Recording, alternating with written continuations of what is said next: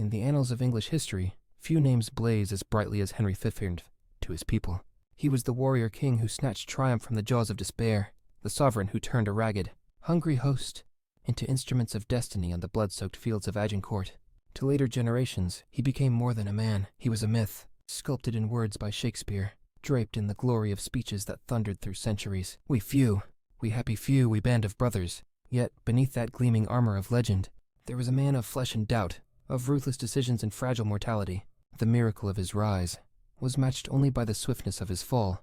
Picture England, at the dawn of the 15th century, a kingdom fractured, faith shaken, its throne tainted by usurpation. Out of this furnace stepped a young prince scarred in both face and soul, a man marked not only by an arrow that once nearly ended him, but also by the shadows of his father's troubled reign. He would inherit more than a crown. He would inherit a burden of legitimacy, of faith, of a destiny that demanded victory at any cost. Henry V's story is not merely the tale of a king crowned by chance. It is the chronicle of transformation, of a reckless youth who turned discipline into destiny, of a monarch who believed that God himself had written his script. But history is rarely kind to those who mistake belief for invincibility. Henry's life would burn bright, burn fast, and end abruptly, leaving behind a son too young to hold the crown, and a nation perched between triumph and collapse. This is the paradox of Henry, the sainted hero of Agincourt, yet also the commander who ordered prisoners slaughtered, the pious ruler who carried his kingdom's banners into holy war, yet whose campaigns bled France and England alike. His reign was a hymn to victory and a dirge to mortality, written in equal parts glory and grief. In his 35 years, Henry V became a figure larger than life, yet his legend was born not of longevity, but of intensity, the kind that sears itself onto the imagination of generations. To the English, he was proof that destiny could be bent by courage. To the French, he was the scourge who carved humiliation into their soil. And to us, he remains a figure suspended between miracle and shadow, whose crown was both his triumph and his curse. As the curtain rises on this story, we find ourselves not in the gilded halls of Westminster, but on a battlefield drenched in mud and blood, where arrows darkened the sky and desperation clung to every heartbeat. Here, amid the cries of the dying and the prayers of the fearful, a young king staked everything on a single moment. Victory made him immortal, but death, waiting just beyond the horizon, would remind the world that even legends are mortal. And so, we begin. The tale of Henry V, the warrior king who conquered France, who won glory beyond measure, and who died too soon, a king of miracles and of shadows. Henry of Monmouth was born in 1386, or perhaps 1387, for even the year of his birth hides in the mist of uncertainty. What is certain is this: he entered a world teetering on the edge of unrest. England was not a realm of peace and stability, but a kingdom bruised by internal discord, and led by a monarch whose grasp on the throne was fragile. Richard II, cousin to Henry's father, ruled with an uneasy mixture of grandeur and tyranny, alienating the nobility even as he clung to the idea of divine right. Into this fractured world, Henry arrived, not as the destined king, but as a boy whose future seemed unlikely to stretch beyond the shadow of greater men. His father, Henry Bolingbroke, was a formidable figure, a man both ambitious and dangerous. Though well connected as the son of John of Gaunt, one of the most powerful men in Europe, Bolingbroke was also a rival to Richard II, whose paranoia grew as plots and factions swirled around his throne. The infant Henry, swaddled in Monmouth's castle halls, could not have known it, but his life would be defined by this rivalry. His blood tied him to the Plantagenet dynasty, yet it also bound him to the turbulence of betrayal and exile. In those early years, England itself seemed to conspire against stability. The land was restless, battered by war on foreign shores and murmurs of rebellion at home. Noble families shifted alliances like tides, and the boy who would one day be king grew up in the echo of whispers about power, legitimacy, and treachery. If childhood is the soil in which characters planted, then Henry's soil was sown with fear, ambition, and fire. Stories later painted Henry's youth in colors of destiny, that even as a child, there was steel in his bearing, a soldier's spark in his eyes. But the reality was harsher. His childhood was not that of a chosen prince, but of one caught in storms not of his making. By the time he was a boy, his father had been cast into exile by Richard VI, and his family's fortunes teetered precariously between nobility and ruin. It was here, in the fragile uncertainty of his earliest years, that Henry first tasted the bitter truth of kingship. Crowns are not inherited by right, they are seized, wrestled from the jaws of chaos, and clung to with bloodied hands. The boy of Monmouth, sleeping beneath the cold stones of his family's castle, could not yet imagine that one day he would wear the crown of two kingdoms. For now, he was but a piece in the game of others, a pawn, waiting for the board to shift. But history, restless and relentless, was already moving its hand. From the moment young Henry opened his eyes to the world, the crown hovered over him like a storm cloud, distant, yet unavoidable. His early years were not cushioned by stability, but shaped by upheaval. Richard II's England was a kingdom riddled with suspicion, where loyalty was currency and betrayal a constant whisper. For a boy of noble blood, childhood was never innocent. It was political. Henry's grandfather, John of Gaunt, stood as one of the greatest pillars of the realm, a man whose vast estates and influence rivaled the crown itself. Through Gaunt, Henry inherited both privilege and peril. Richard II, increasingly paranoid, regarded the House of Lancaster with a mixture of dependence and distrust. When John of Gaunt died in 1399, the simmering conflict erupted. Richard seized Gaunt's estates, denying Henry Bolingbroke his inheritance. The act set the kingdom ablaze, and young Henry, barely a teenager, became caught in the storm. In the same year, his father returned from exile, not as a humbled noble, but as a conqueror. Bolingbroke marched across England, gathering support, and deposed Richard II to claim the throne as Henry IV. For the boy at Monmouth, this was a turning point. His father had seized a crown, but with it came the stain of usurpation. Every lesson Henry learned from this moment was carved in iron. Thrones are fragile, legitimacy is questioned, and a king must never appear weak. But beneath the grandeur of coronations and ceremonies lay a darker truth. The deposition of Richard II left scars across the realm, scars Henry could not help but feel. He saw how rebellion brewed in silence, how loyalty could evaporate with a shift of fortune. His childhood was not filled with carefree games, but with the heavy echo of political betrayal. Every banquet carried the murmur of plots. Every gesture of loyalty seemed a mask hiding daggers. And yet, even in this charged atmosphere, Henry began to form the qualities that would define him. He watched, he listened, and he learned. He saw the weariness etched on his father's face, the endless struggle to hold together a realm doubting his legitimacy. He absorbed the lesson that authority must be more than inherited, it must be commanded. To grow up in the shadow of a stolen crown was to live with the knowledge that one day he too would have to fight not only for glory, but for the very right to rule. In the cold corridors of castles, among flickering torches and guarded whispers, the boy was already being forged into something harder than gold, steel. The shadow of the crown pressed upon him, heavy and unrelenting, preparing him for a destiny he did not yet dare to dream. The crown may have lingered as a shadow over Henry's youth, but war was the fire that burned his spirit into shape.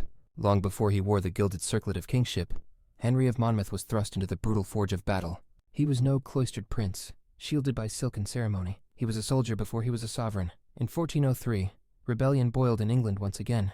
The powerful Percy family, once allies of his father, rose in arms against Henry IV. It was at Shrewsbury that young Henry, barely 16, first tasted the terror and glory of battle. He rode into the fray, not as a sheltered boy, but as a commander, his armor gleaming under a July sun, his banner whipping against the sky. Here, among the mud and the clash of steel, his fate as a warrior king was set in motion. The battle was chaos incarnate.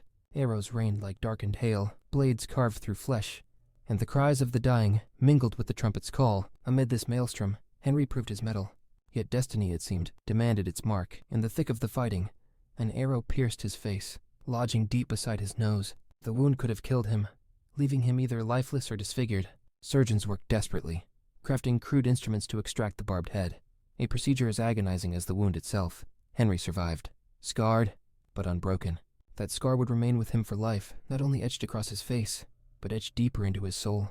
It was a reminder that kingship would never come cheaply, that leadership was to be paid for in blood. To his men, the prince's endurance became a symbol of resilience. To his enemies, it became a warning.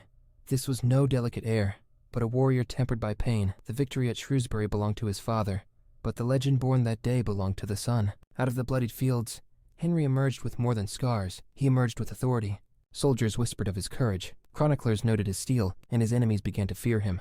The boy who had grown in the shadow of a usurped crown now carried a new kind of legitimacy, one earned not by inheritance, but by the sword.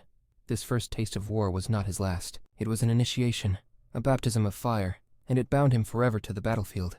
Henry had discovered the stage where his destiny would unfold, not in the chambers of kings, but in the thunder and smoke of war. Even as the scar from Shrewsbury marked him a warrior, Henry's youth carried another legend, that of the Wild Prince. Chroniclers, and later, playwrights, painted him as a wayward soul, a young man who squandered his nights in taverns, drank with commoners, and mingled with the riffraff of London streets. He was said to delight in disguises, slipping unnoticed among his subjects, and even clashing with the law itself. Truth and myth blur here. Shakespeare's Prince Hal immortalized this image of a prodigal son, carousing with Falstaff and drunkards, only to cast them aside when the weight of the crown descended. But beneath the exaggeration lay fragments of reality. Henry did walk the fine line between princely dignity and reckless indulgence. He was young, restless, and perhaps desperate to carve an identity separate from the heavy crown that loomed above him. The image of the rebel prince served both his enemies and his legend. To his detractors, it proved him unworthy of rule, a youth too consumed by pleasure to ever wield power responsibly. To his admirers, it painted him human, a king who had once lived among the people, sharing their joys and vices. And for Henry himself, these years were more than a dalliance, they were a testing ground. In the smoky haze of alehouses, he learned the language of the streets, the humor of the common man, and the pulse of the kingdom beyond palace walls. But the prince's life was not merely play. While tales of his revels flourished, he also shouldered responsibilities of state, stepping into his father's shoes during Henry IV's illnesses. Here was the paradox. The same young man who laughed with peasants also presided over council chambers, leading armies, and enforcing royal will. He lived two lives, the wayward Hal and the disciplined commander. Yet together, they forged a prince uniquely prepared to bridge the gap between king and people. The rebel prince was more than myth. He was metamorphosis. For in those restless nights, Henry was rehearsing a role he would one day play to perfection. The king who could speak to both noble and soldier, who could inspire through familiarity as much as authority. His time in the shadows of taverns was not wasted. It was preparation for the stage of history. And so, while critics scoffed at his recklessness, Henry was gathering something far more valuable than reputation.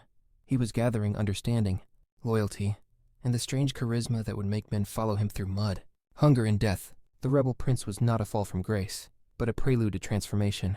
For all the laughter in taverns and whispers of rebellion in his youth, Henry's destiny never let him stray far from the shadow of power.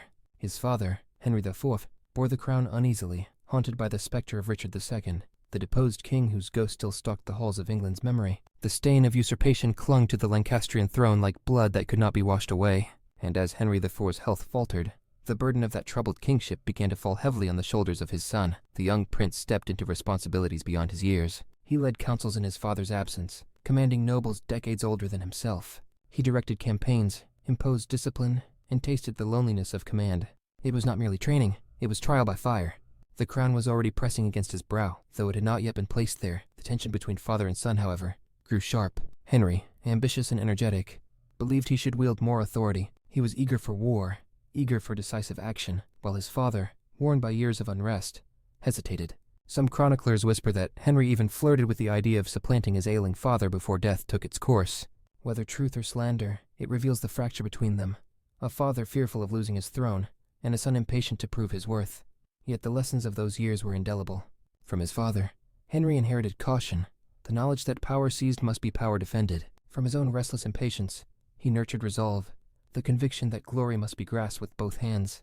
The crown, he learned, was no jewel of comfort. It was a weight that crushed the unprepared. As Henry IV's body weakened, eaten by disease and regret, the young Henry watched closely. He saw how kingship eroded a man, how legitimacy questioned, was legitimacy bled. In those years, the rebel prince of taverns began to harden into something else, a man who knew that once the circlet of gold touched his head, hesitation could never be allowed. The crown was coming for him. Heavy, tarnished, and contested, it would soon rest on his brow, and Henry, scarred and sharpened by youth, was ready to bear its weight, or be broken beneath it. In March of 1413, the long, tormented reign of Henry IV came to its weary end. For years, the king had been plagued by illness, his skin blistered, his strength sapped, his spirit broken by the constant whispers that his crown was stolen. The usurper who had toppled Richard II left behind not triumph, but exhaustion. And so, when he breathed his last within the shadowed chambers of Westminster, the throne passed not with celebration, but with apprehension, for the son who inherited it was not just any prince. He was the scarred youth of Shrewsbury, the rebel of tavern tales, the restless commander, who had long stood in his father's shadow.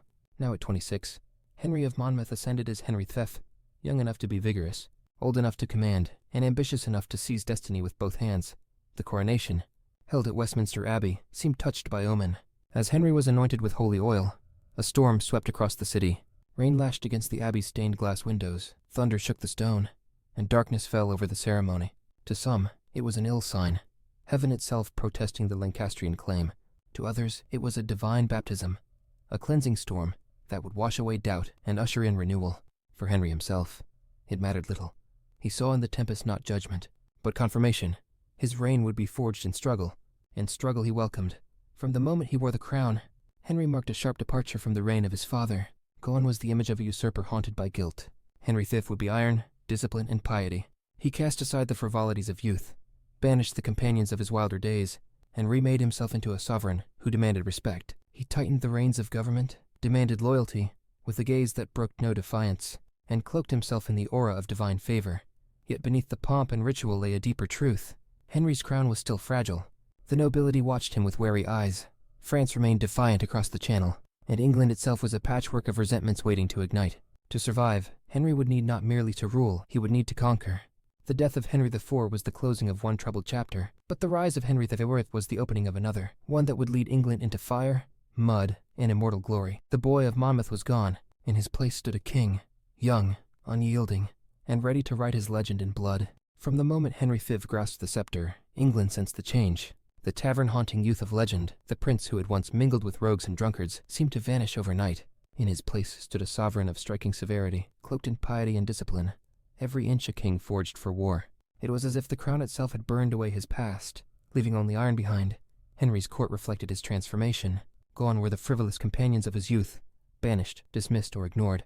Even the fictional Falstaff, immortalized by Shakespeare centuries later, was abandoned in disgrace. A symbol of indulgence no longer tolerated. In their stead came men of order and service, commanders and clerics who mirrored Henry's new vision. The court of Henry V was not a place of merriment, but of rigor.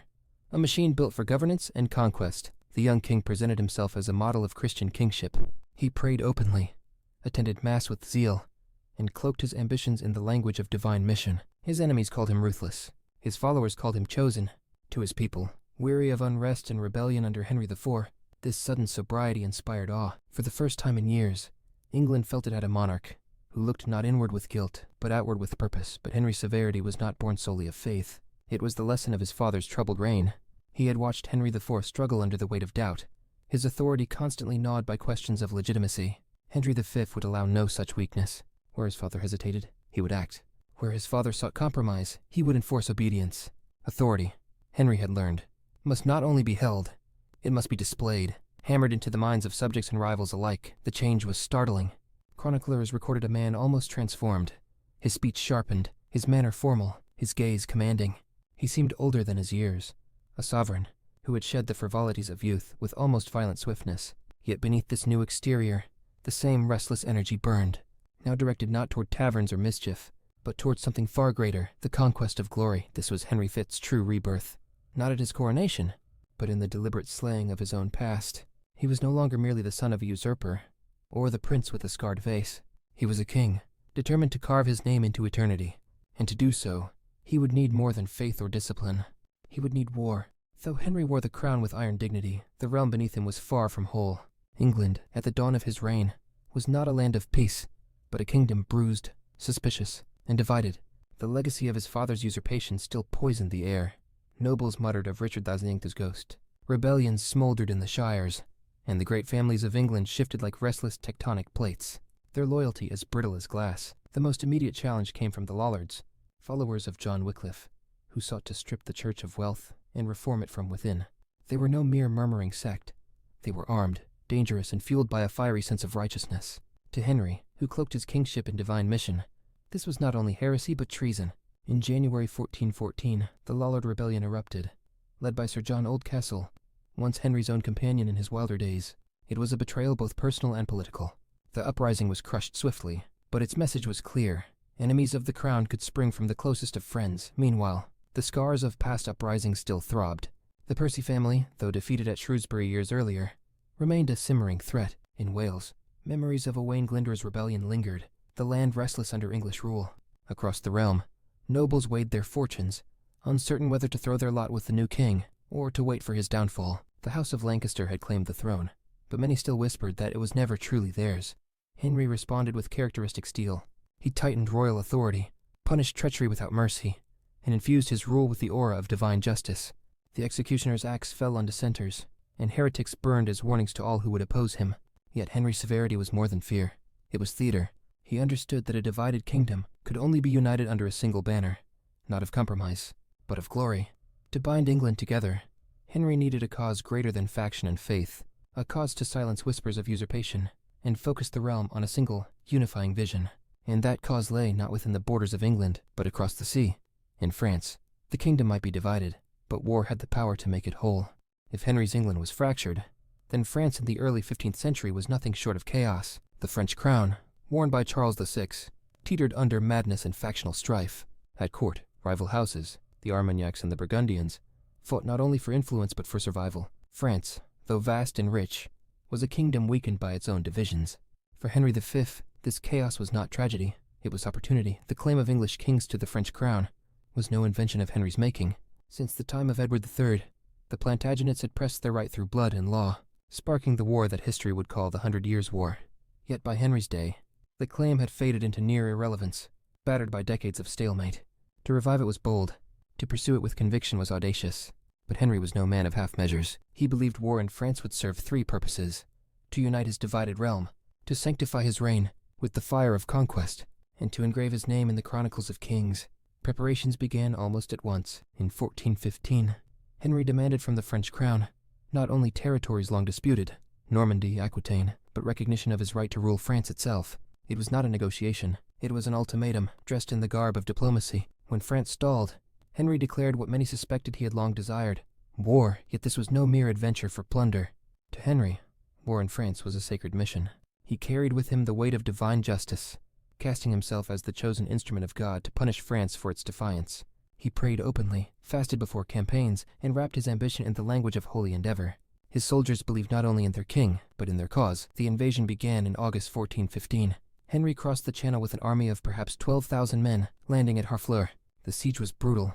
Disease ravaged his ranks, and by the time the town fell, his forces were exhausted and diminished. Yet, Henry pressed on, determined to march across hostile territory and carve his legend into French soil.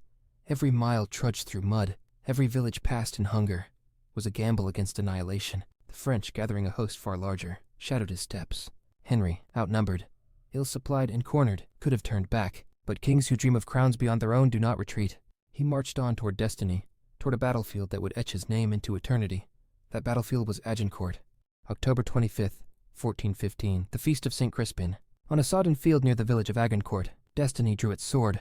Henry's army, battered by weeks of marching, disease, and hunger, numbered scarcely 6,000. Across the mud, the French host loomed, at least 20,000 strong, perhaps more, knights in gleaming armor, banners snapping like thunder. The flower of France prepared to crush an invader. By numbers alone, the English were already defeated. Yet war is not waged by numbers alone. Henry positioned his army with cold precision. His longbowmen, hardened veterans of countless skirmishes, formed wedges bristling like thorns. Wooden stakes were driven into the earth to repel cavalry. His men-at-arms, weary but disciplined, stood shoulder to shoulder, their backs against survival itself. And then came the king himself, Henry, not in gilded finery, but in armor battered by campaign, his scarred face visible beneath his helm. He rode among his men, speaking not as sovereign to subject, but as brother to brother. Chroniclers tell of his words, fierce and intimate, that they fought not for conquest but for their lives, their honor, their England. When the French advanced, their numbers became their doom. Heavy rains had turned the fields into quagmires, and armored knights sank into the sucking mud. Arrows fell like blackened rain, shafts whistling death, piercing visors, puncturing joints. Horses screamed as they crashed onto the stakes, crushing men beneath them. Wave after wave of French nobility surged forward, only to choke in the mire, pressed by their own weight, suffocated in armor meant to protect them. The field became a slaughterhouse. Henry himself fought in the melee, wielding sword and will with unrelenting ferocity. He was no distant commander. He was at the heart of the struggle, his presence a living banner. Soldiers, seeing their king in the thick of combat, found courage where exhaustion had nearly broken them. Against all odds, against all reason, the English line held, and then, astonishingly, it drove the French back. By day's end, thousands of French lay dead, their nobility decimated. Among the fallen were dukes, counts, and lords whose bloodlines stretched back centuries. The English, though battered, stood victorious. Agincourt was not merely a triumph, it was a miracle. In that moment, Henry became immortal. He was no longer just the son of a usurper, or the scarred prince of tavern tales. He was the warrior king, the anointed of God, the embodiment of English valor. The field of Agincourt, soaked in blood and glory, crowned him more surely than any coronation could, yet victory carried its shadows. Amid the chaos, Henry ordered the execution of French prisoners, fearing they might rise again if the tide turned.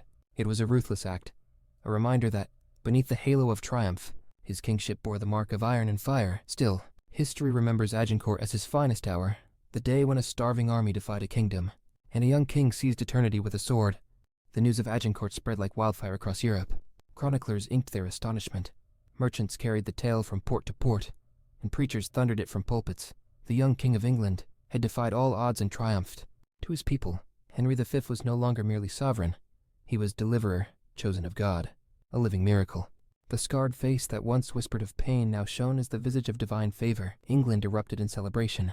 Bells pealed, streets filled with song, and the weary kingdom, long plagued by doubt under Henry IV, discovered in his son a new kind of faith, not just in crown and church, but in destiny itself. The victory seemed proof that heaven smiled upon Henry, that his reign was sanctified by triumph. Soldiers who returned limping and bloodied were hailed as saints of the battlefield, their scars turned into relics of glory. Abroad, the reputation of Henry V soared.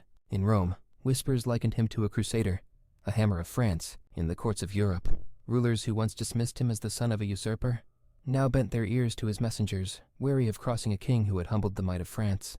Even enemies could not deny the scale of his achievement. For Henry himself, the victory was more than battlefield success. It was validation. His crown, inherited under the shadow of usurpation, was now reforged in the fire of combat. Agincourt silenced doubts at home and commanded respect abroad. He no longer ruled by inheritance alone, but by the undeniable authority of victory. In his mind, it was God's own judgment that the Lancastrian line, once tainted by Richard II's fall, was cleansed in blood and valor. But triumph is a double-edged gift. Agincourt elevated Henry beyond mortal measure, yet it also shackled him to an ideal impossible to abandon. He could not simply return to being a cautious ruler of a fragile island. The world now expected more victories, more miracles, more proof of God's favor. The road laid before him was no longer one of choice, but of necessity. He had won a battle, but to secure his dynasty, he would have to win a kingdom. Thus, Agincourt was not an end, but a beginning. It crowned Henry not only with glory, but with obligation. The warrior king who had risen from mud and blood now bore the mantle of a savior. And saviors, history reminds us, are rarely allowed to rest.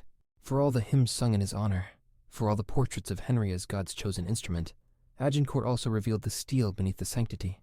Victory, radiant as it was, came shadowed by ruthlessness.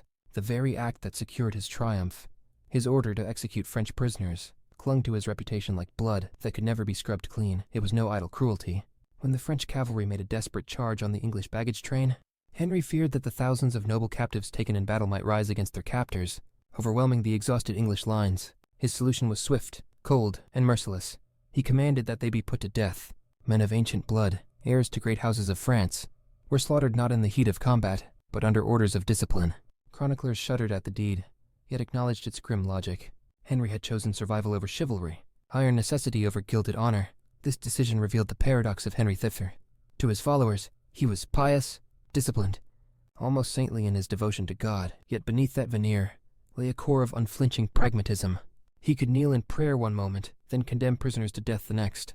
His kingship was not a pageant of ideals, it was a crucible of survival. He believed he bore not only the crown of England, but the will of heaven, and that belief justified acts others might call monstrous. And still, his people adored him. In their eyes, such ruthlessness was not vice but strength. They saw a king who would do whatever was required to defend his realm, a sovereign who valued victory above empty gestures of mercy. In an age where weakness invited ruin, Henry's hardness became his glory. Yet to the French the memory festered. If Agincourt had humiliated them, the massacre of their captured nobility turned defeat into outrage. It was a wound to honor as much as to flesh, and it deepened the chasm between the two kingdoms. Henry had won a battle, but he had also sown a bitterness that would linger for generations. The hero and the butcher both lived within Henry III. The chronicles of his reign would continue to oscillate between those poles, celebrating his triumphs while recoiling from his severity. For Henry himself, there was no contradiction. Glory demanded sacrifice, and he was willing to bear the stain of blood so long as victory was assured. It was this very duality, saint and tyrant, savior and executioner, that would define the next chapter of his reign. Agincourt had made him immortal, but it had also bound him to a path from which there was no return, a path of endless war. Agincourt was no final act. It was the prologue to something far greater. Having bled France on the fields of Picardy, Henry V returned to England not as a mere king, but as a conqueror, his authority sanctified by triumph. Yet even as his people feasted and sang his praises, Henry's gaze fixed across the Channel once more. Victory was intoxicating, but it was also incomplete. To secure his dynasty, to erase the shadow of usurpation that had haunted his father, he needed more than a glorious battle. He needed a kingdom. By 1417 he was ready. With the precision of a general and the patience of a statesman, Henry launched a new invasion, larger, more deliberate, aimed not at raids or single encounters but at conquest itself. His target was Normandy, the jewel of northern France. Where previous kings had pressed claims, Henry intended to plant banners. The campaign was relentless. Town by town, fortress by fortress, the English advanced. At Caen, at Bayeux, and finally at Rouen, Henry's armies proved unstoppable. The siege of Rouen in 1418 was a crucible of cruelty. The city, proud and defiant, resisted fiercely, but Henry's grip was unyielding. He cut off supplies, starved its people, and refused appeals for mercy. Chronicles describe emaciated citizens cast out of the gates, begging for food between the lines, only to perish in the no-man's land of indifference. It was war stripped of romance, reduced to its harshest logic, submission or death. By January 1419, Rouen capitulated. Normandy was Henry's. This was conquest not only of land, but of reputation. In France, Henry's name became synonymous with inevitability. To his allies, he was discipline incarnate. To his enemies, a shadow that grew longer with every passing year. Where the French King Charles VI wavered between lucidity and madness, Henry radiated clarity. Where French nobles tore each other apart in civil strife, Henry advanced with unity and purpose.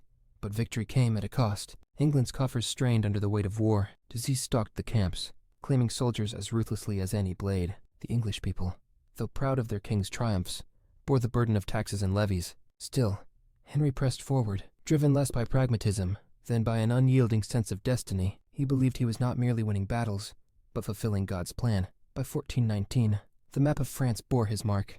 What had begun at Agincourt as a miracle was now cemented as a conquest. Yet even this would not satisfy him.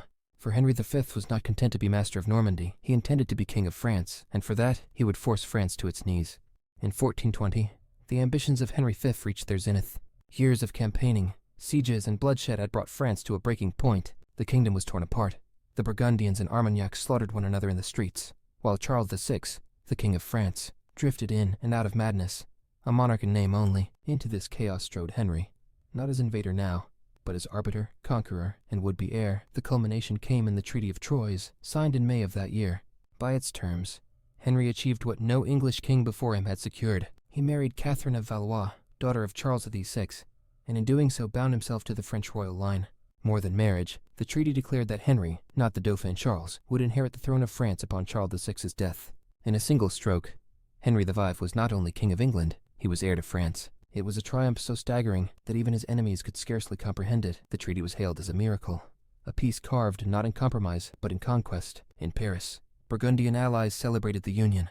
In London, church bells thundered, as though heaven itself had sanctioned the arrangement. Chroniclers hailed Henry as the ruler destined to unite crowns, the king who would bridge England and France into one mighty realm. And yet, beneath the gilded surface, cracks already showed. The Dauphin, disinherited by the treaty, rejected its terms and continued his resistance. Vast stretches of France remained loyal to him, and the war was far from over. What appeared to be triumph was, in truth, a fragile illusion, an agreement signed in desperation by a fractured court, one that would require constant war to enforce. For Henry himself, however, there was no doubt. He had achieved legitimacy beyond question. No longer merely the son of a usurper, he was the chosen heir of France, sanctified by treaty, blood, and victory. The boy born in the uncertainty of Monmouth had become the master of two kingdoms. His father's shadow was finally exorcised, but destiny is a jealous companion. To wear two crowns required more than treaties and oaths. It required life itself, and life, as Henry would soon discover, was slipping swiftly from his grasp. Amid treaties and sieges, amid banners snapping in the wind and chronicles proclaiming his glory, there flickered a quieter story.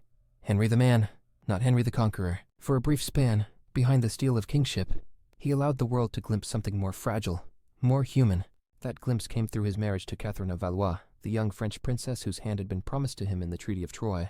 The union was political by design. Catherine was a symbol, the living bridge between two crowns. Yet within the cold machinery of dynastic arrangement, there was warmth. Accounts describe Henry's courtesy toward her, his rare tenderness, his pride in presenting her as his queen. Their marriage procession in Paris was dazzling, English banners and French lilies entwined, the people lining the streets to witness the improbable spectacle of their conqueror parading as heir. For Henry, this was not merely conquest, it was vindication. The crown of France was no longer a dream across the channel. It was embodied in the woman who now shared his table, his chamber, his future. And then there was the child. In December 1421, Catherine gave birth to a son, Henry of Windsor. For the king who had spent his life chasing legitimacy, here was its purest form, a boy born not of usurpation, but of union, the flesh and blood heir to both England and France. To Henry, it must have seemed the final seal of destiny. His line, his legacy, his dual crowns were secured, yet these moments of intimacy were fleeting. Duty dragged Henry from Catherine's side, back to the fields of France, where sieges raged and enemies plotted. The king who could kneel tenderly beside his queen also rode ruthlessly into war, his heart divided between the warmth of his household and the cold iron of his ambitions. Catherine, left in England, was queen in title, but a wife in absence, her husband consumed by a destiny larger than love. Still, in those brief months, Henry revealed a humanity often hidden by his legend. He was not merely the warrior cloaked in piety, not merely the ruthless victor of Agincourt. He was a husband, a father, a man who, for all his severity, could dream of peace if only for a moment. But history is rarely merciful to kings. Even as Catherine cradled their infant son, Henry marched once more into France, his body weary, though his spirit unbroken. What should have been a season of rest became instead the beginning of his final campaign, for the man behind the crown was still a king, and kings, in Henry's world, were not allowed to linger in the arms of love. Peace was never Henry's companion. No sooner had he secured the Treaty of Troyes and welcomed the birth of his son than he turned again to the battlefield. The ink on the treaty was scarcely dry. The cries of his newborn barely faded when Henry mounted his horse and crossed once more into France. For him, conquest was not a chapter. It was the rhythm of life itself. In 1421, the Dauphin's forces struck back, seeking to shatter the fragile illusion of Anglo-French unity. At the Battle of Beaujeu, Henry's brother Thomas, Duke of Clarence, was slain, cut down by French and Scottish allies.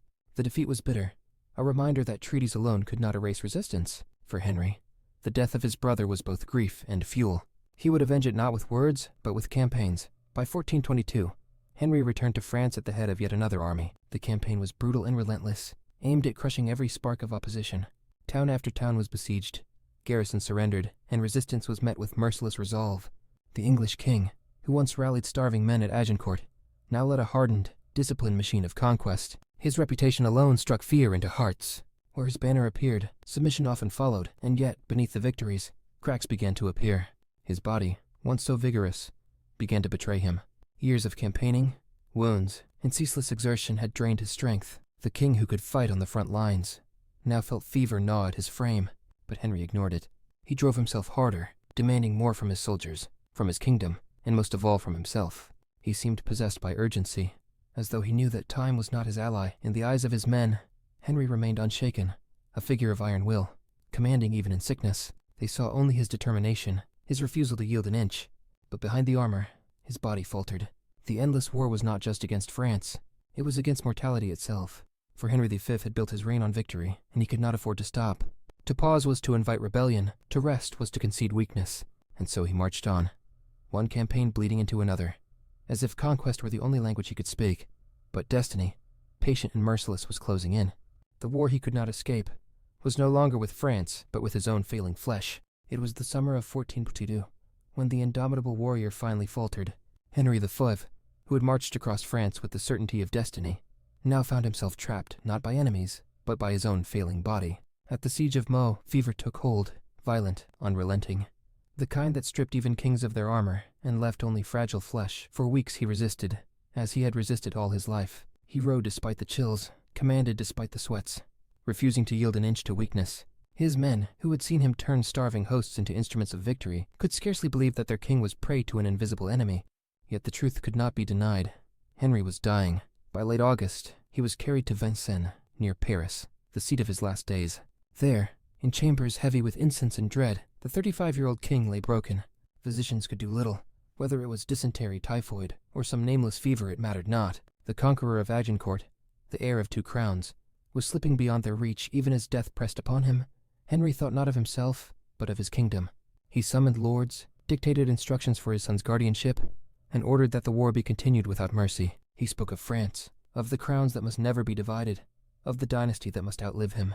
To the last, he was king, unyielding, unrelenting, consumed by duty. On August 30th, 1422, Henry V breathed his last. He was 35 years old, the man who had marched from Monmouth to immortality, who had defeated France against all odds, who had bent history to his will, was gone. The shock reverberated across Europe. In England, grief was mingled with disbelief. In France, enemies who had cursed him whispered almost in awe. Even they knew a giant had fallen, and yet death did not strip him of triumph. Weeks later, Charles VI of France also died. By the Treaty of Troyes, Henry's infant son, Henry VI, was proclaimed king of both England and France. The dream lived on, though its architect lay in the grave. The warrior king, the miracle of Agincourt, had been mortal after all. But his death did not end his story. It transformed him from conqueror into legend. When Henry V's body was borne homeward, draped in banners and prayers, the crown he had fought so fiercely to secure did not rest in peace. It was passed to a child. His son, Henry of Windsor, was but 9 months old when England hailed him as king. and France, bound by the Treaty of Troyes, echoed the claim. An infant, scarcely able to stand, was now sovereign of 2 realms. The contrast was staggering. Where the father had been scarred by battle, hardened by hunger, and crowned in mud and blood, the son was crowned in silence, incapable even of speaking his own name. Chroniclers marveled at the fragility of it all. A vast empire, won through years of ruthless campaigns, balanced precariously on the shoulders of a child. In England, regents stepped forward to govern in the boy's name. In France, resistance hardened, for the Dauphin Charles, denied by treaty, still claimed his right. To the French loyalists, the idea of bowing to a baby was intolerable, an insult sharpened by the memory of Agincourt's humiliation. The war did not end with Henry V's death. It deepened. What the father had conquered, the son would be forced to defend. Yet in those early months, the image of the infant king carried its own strange power. To the English, it was a symbol of continuity, a reassurance that Henry's dynasty had not perished with him. The child embodied hope, innocence, the promise of unity between 2 crowns. But to those who knew the harsh ways of politics, the truth was unavoidable. An infant could not inspire armies, could not silence rebellion, could not command fear. And so, while Henry V's bier lay solemn in Westminster Abbey, while mourners wept for the warrior who had become myth, whispers grew. Would the boy king prove strong enough to hold what his father had seized? Or would the dream of a dual monarchy crumble into dust before he came of age? The answer, though still hidden, was already being written by the relentless hand of history. The infant king was the embodiment of both triumph and tragedy, the living heir to a father's impossible legacy, and the fragile thread upon which an empire now dangled. Henry V's reign was brief, scarcely 9 years upon the throne, yet it carved itself into history with the force of a thunderclap. Few kings have burned so brightly, fewer still so quickly. He rose from the uncertain shadows of his father's usurpation, from the scars of Shrewsbury and the whispers of taverns, to stand immortal on the fields of Agincourt. He united a fractured England, humbled a divided France, and for a fleeting moment seemed destined to rule both realms as one. But destiny, like fire, consumes as it illuminates.